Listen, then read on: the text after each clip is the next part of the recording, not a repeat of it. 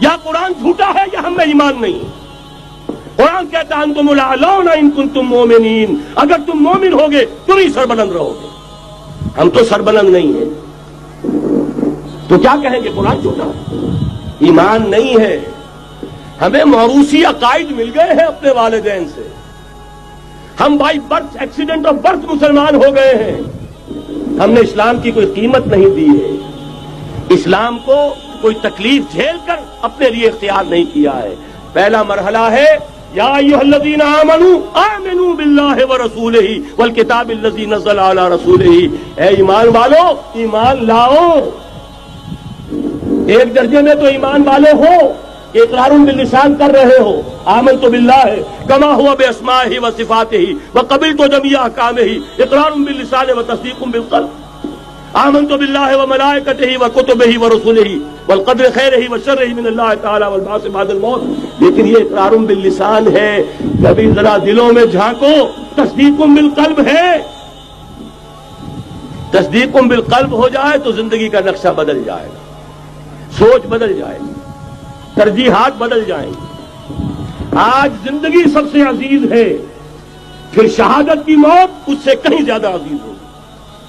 نشان مرد مومن بات گویم جو مرد آئے تبسم بر لبے اوس. تو پہلا مرحلہ ہے ایمان کی تجدید. ایمان کو تازہ کرو، ایمان کو تازہ کرو، اور اس کے لیے منبع اور سرچشمہ قرآن حکیم. هو الذی ينزل علی عبدہ آیات بینات لیخرجکم من الظلمات الی النور. قرآن سے ہی لوگوں کو بلاؤ، تلاوت آیات کے ذریعے سے لوگوں کو کھینچو. یہ میگنیٹ ہے جو سلیم الفطرت لوگوں کو کھینچ لے گا. پھر اسی کے ذریعے سے تزکیہ کرو. یا ایھا الناس قد جاءتکم موعظۃ من ربکم وشفاء لما فی الصدور. تمہارے سینوں کے اندر جو روگ ہیں ان کا علاج بھی یہی قرآن ہے. پھر اسی کی تعلیم دو. یتلو علیہم آیاتہ ویزکیہم ویعلمہم الکتاب والحکمہ. یہ پہلا مرحلہ.